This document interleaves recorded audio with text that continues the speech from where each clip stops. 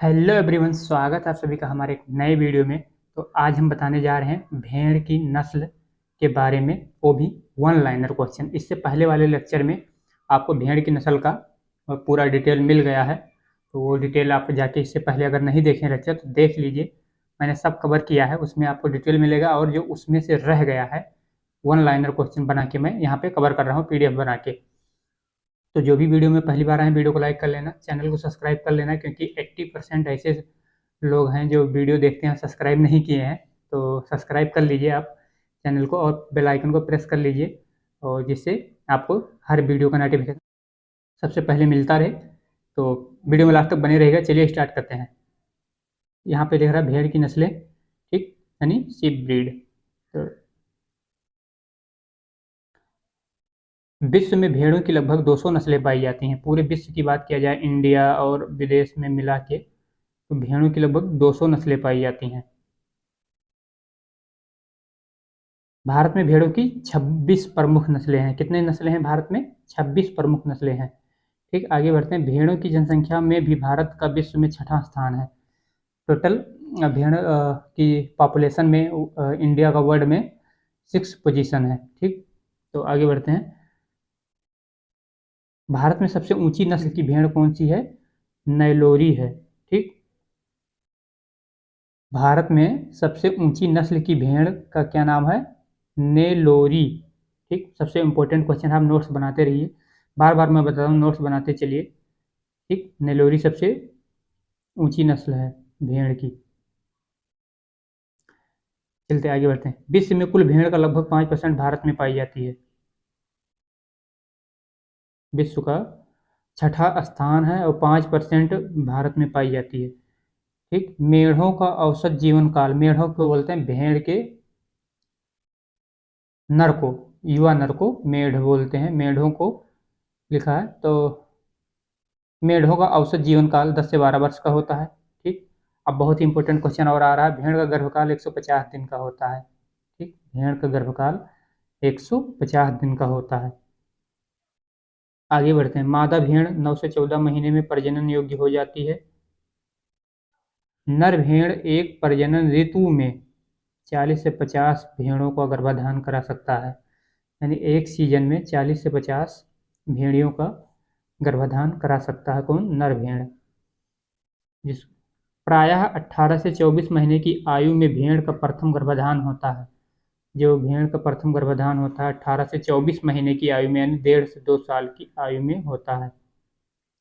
भेड़ 7 वर्ष तक प्रजनन योग्य रहती है। भेड़ जो होता है 7 वर्ष तक प्रजनन योग्य हो जाती है। 1.5 से 2 साल में पर फर्स्ट बार प्रजनन होती है, और 7 वर्ष तक प्रजनन योग्य रहती है। ठीक, आगे बढ़ते हैं। भेड़ में प्रजनन भारत में मुख्यतः मार्च अप्रैल जून जुलाई और अक्टूबर नवंबर महीने में होता है। ठीक, भेड़ में प्रजनन मुख्यतः मार्च अप्रैल जून जुलाई और अक्टूबर नवंबर महीने में होता है। आगे बढ़ते हैं। मेरिनो जो विदेशी नस्ल है, मूलतः स्पेन की भेड़ की नस्ल है। मेरिनो मूलतः स्पेन की भेड़ की नस्ल है। ये किस लिए फेमस है? सबसे बारीक ऊन उत्पादन के लिए, ऊन देने के लिए, सबसे महीन किस्म की ऊन देने के लिए मेरिनो फेमस है। ठीक, आगे बढ़ते हैं। भेड़ गाय की तरह ही भोजन को अमाशय में जमा करती है और पुनः उस भोजन को मुंह में लाकर चबाती है। ठीक, आगे बढ़ते हैं। विश्व में सबसे अधिक भेड़ ऑस्ट्रेलिया में लगभग 18% पाई जाती हैं। भारत में 5%, ऑस्ट्रेलिया में 18% पाई जाती हैं। जैसलमेरी भेड़ की नस्ल लोही नस्ल से विकसित है। ये जैसलमेरी एक भेड़ की नस्ल है, वो किससे विकसित किया गया है? लोही नस्ल से विकसित किया गया है। लिंकन भेड़ की नस्ल इंग्लैंड की है। एक लिंकन भेड़ की नस्ल है जो इंग्लैंड की है। इब्राहिम लिंकन बहुत ही बड़े आदमी थे। ठीक, लोही जाति संसार की सबसे लंबे कानों वाली भेड़ की नस्ल है। अब दूसरा क्वेश्चन आ गया। लोही जात की जो भेड़ है संसार में सबसे लंबे कानों वाली भेड़ है। अभी हम बात कर रहे थे सबसे लंबी भेड़ कौन सी है, तो नीलोरी है। और लोही जात की संसार की सबसे लंबी कानों वाली भेड़ की नस्ल है। सबसे लंबे कान वाली लोही, सबसे लंबी भेड़ नीलोरी। आगे बढ़ते हैं। दूध, ऊन, मांस तीनों दृष्टिकोण से उत्तम भेड़ की नस्ल लोही है। लोही। और सबसे लंबे कान वालों भी है। दूध, ऊन, मांस तीनों दृष्टिकोण से उत्तम भेड़ की नस्ल लोही है। चलिए, भेड़ के ऋतुमयी अवस्था में उसके शरीर पर बाल नहीं होना चाहिए। जब ऋतुमयी हो तो उसमें उसके शरीर पे बाल नहीं रखना चाहिए। ठीक। भेड़ 14 से 19 दिन, औसत 17 दिन में गर्मी पर आती है और 30 से 70 घंटे, औसत 27 घंटे गर्मी पर रहती है। और लास्ट में हमें 20 से 25 घंटे के अंदर ही उसको प्रजनन करवाना चाहिए। उस समय उसकी गर्भाधान अच्छा होता है। और ठीक, आगे बढ़ते हैं। गद्दी नस्ल की भेड़ का दूसरा नाम भदरवाह है। जो भदरवाह नाम है वो गद्दी ही नस्ल के दूसरे भेड़ का दूसरा नाम है, गद्दी।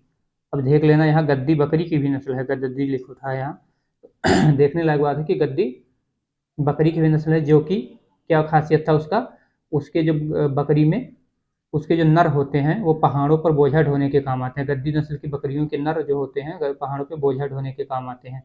यहाँ गद्दी भी भेड़ की नस्ल है जिसका दूसरा नाम भदरवाह है। ठीक। अब आगे चलते हैं। केंद्रीय भेड़ एवं ऊन अनुसंधान संस्थान कहाँ पे है? पशुलोक, देहरादून में स्थित है। पशुलोक देहरादून में स्थित है। भेड़ में प्रजनन काल से पहले ऊन हटाने को क्या कहते हैं? टैंगिंग कहते हैं। प्रजनन से पहले मैं बोला था आगे कि उस पर बाल नहीं होना चाहिए, तो उसको हटाने की क्रिया टैंगिंग कहलाती। आंख के पास से ऊन हटाने की क्रिया को आइंग कहते हैं तथा पेट एवं जनन अंग के पास से ऊन हटाने को रेगिंग कहते हैं। बहुत इंपॉर्टेंट क्वेश्चन है, आप लिखते रहिए। भेड़ों को चिन्हित करने के लिए ईयर ब्रोच का प्रयोग करते हैं।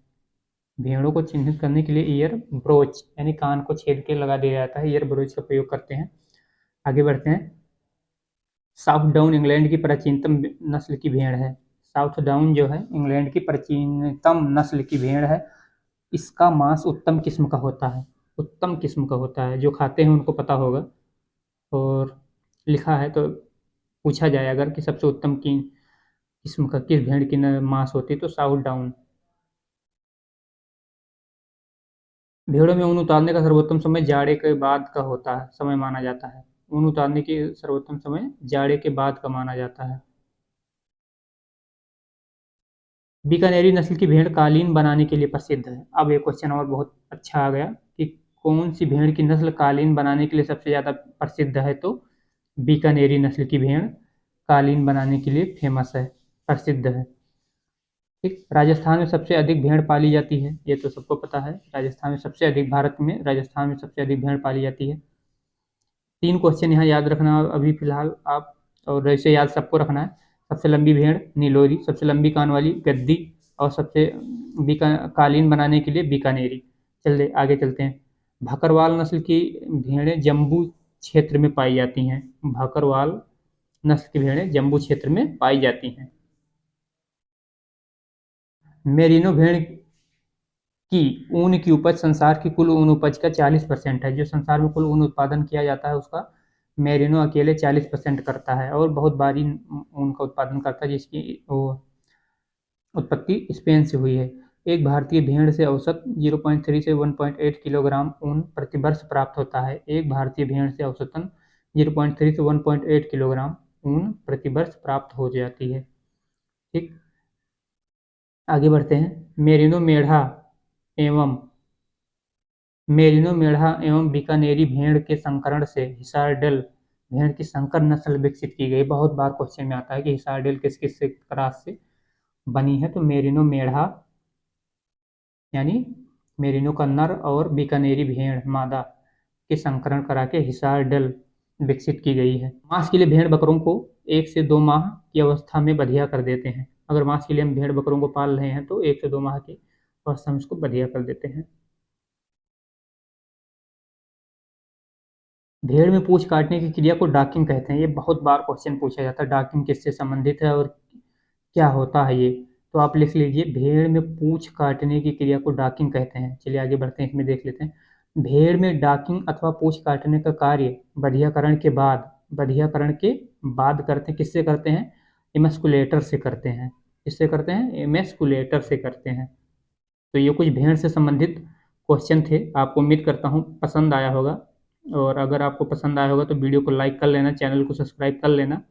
और जितने भी क्वेश्चन मैंने पाया है भेड़ से संबंधित जो कि आपके एग्रीकल्चर एग्जाम में आने वाले हैं, वही मैं इसमें रखा हूँ। तो आप वीडियो में आएँ और कॉपी और पेन लेके बैठें और नोट्स करते रहें, सभी क्वेश्चन नोट करते रहें। ठीक, आपको यही क्वेश्चन सारे बार बार एग्जाम में आते हैं। तो अभी तक वीडियो को लाइक नहीं किया है तो लाइक कर लेना, चैनल को सब्सक्राइब नहीं किए हैं तो चैनल को सब्सक्राइब कर लेना, और अपने दोस्तों को भी शेयर करना जो भी एग्रीकल्चर के स्टूडेंट हैं और तैयारी कर रहे हैं agriculture, TGT, agriculture, PGT, UP CATET, BHU. तो सबको ये वीडियो शेयर करना, और उम्मीद करता हूँ वीडियो अच्छा लगा होगा। मिलता है नेक्स्ट वीडियो में, तब तक के लिए जय हिंद, वंदे मातरम।